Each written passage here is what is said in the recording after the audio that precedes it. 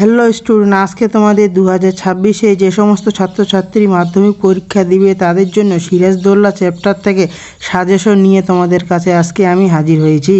2025-26 সালে তোমাদের মাত্র 10টি কোশ্চিন আমি তোমাদের লিখে দিয়েছি। এই কয়েকটি কোশ্চিনের মধ্যে তোমাদের আশা করি কমন পড়বে।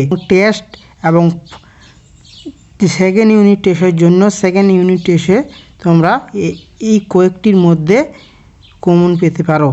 2025 সালের টেস্ট এবং সেকেন্ড ইউনিটে 2026 সালে মাধ্যমিক পরীক্ষার জন্য। তাহলে আমরা 4 মার্কের এই চ্যাপ্টার থেকে 4 মার্কের কোশ্চিন হবে সিরাজদৌল্লা চ্যাপ্টার থেকে। এখানে 2025 সালে তোমাদের যে 2টি প্রশ্ন চলে এসেছে সেই 2টি আর কোনো পড়ার দরকার নেই।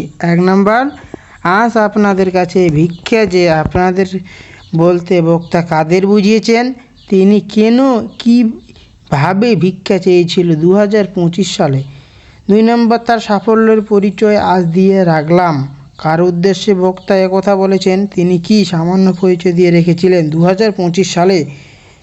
এই 2টি কোশ্চিন তোমাদের 2025 সালে এসেছিল, তাই 2026 সালে এই 2টি প্রশ্ন পড়ার কোনো দরকার নেই, আসবে না, রিপিট কোশ্চিন আসে না।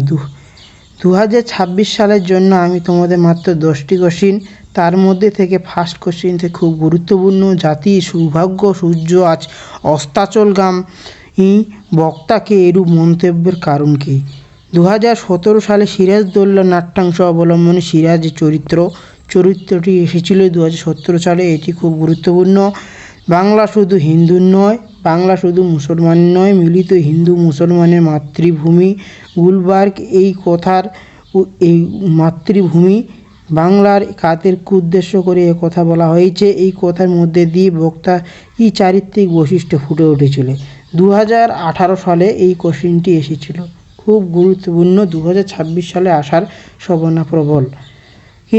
3 নম্বর, কিন্তু ভদ্রতার অযোগ্য তোমরা, কাকে উদ্দেশ্য করে এই কথাটি বলা হয়েছে, এ কথা বলার কারণ কি। 2017 সালে এসেছিল। দেখা যাচ্ছে তোমাদের এই পর্যন্ত মাধ্যমিক পরীক্ষা হয়েছে, একটিও কিন্তু তোমাদের এই সালের কোশ্চিন আসেনি, তাই এইবার সালের কোশ্চিন আসার সম্ভাবনা অনেক আছে, সম্ভাবনা খুব বেশি, এবং সালের ছাড়াও এই কোশ্চিনটি এইবার আসার খুব সম্ভাবনা বেশি। এবং সেকেন্ড ইউনিট টেস্ট পরীক্ষার জন্য হয়তো চলে এসেছে পরীক্ষায়। 4 নম্বর কোশ্চিন, আপনাদের এই অক্ষমতার জন্য তোমরা আমাকে ক্ষমা করো, কে কেন এমন মন্তব্য করেছেন, যাকে উদ্দেশ্য করে এমন মন্তব্য করা হয়েছে, তার মধ্যে এই বক্তব্যের প্রতিক্রিয়া কি হয়েছিল। খুব গুরুত্বপূর্ণ এই কোশ্চিনটি। 2023 সালে এই কোশ্চিনটি আসার কথা ছিল, কিন্তু এই কোশ্চিনটি আসেনি। 2024-ও আসেনি, 2026-এ এটি আসার সম্ভাবনা আছে। 5 নম্বর কোশ্চিন, তোমাদের কাছে আমি লাঞ্ছিত, বক্তা কাদের কাছে লাঞ্ছিত, বক্তা এরূপ অনুতাপের কারণ কি। 2024 সালে এই কোশ্চিনটি এসেছিল। এই মুহূর্তে তুমি আমার দরবার ত্যাগ করো, বক্তা কাদের দরবার ত্যাগ করতে বলেছেন, তাকে দরবার ত্যাগ করতে বলার কারণ কি।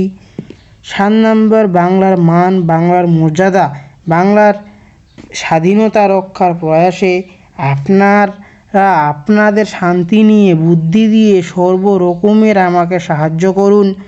2023 সালে এসেছিল।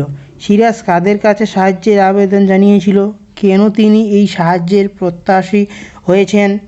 8 নম্বর কোশ্চিন, 9 নম্বর, এটা প্রথমে একটা দিয়েছি, খুব গুরুত্বপূর্ণ কোশ্চিনটি, মার্ক করে নি।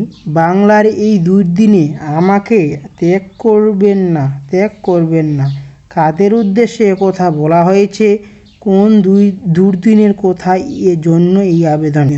9 নম্বর কোশ্চিন, এইবার হয়তো শেষ যুদ্ধ, কোন যুদ্ধের কথা বলা হয়েছে, বক্তা এই যুদ্ধকে শেষ যুদ্ধ বলেছে কেন।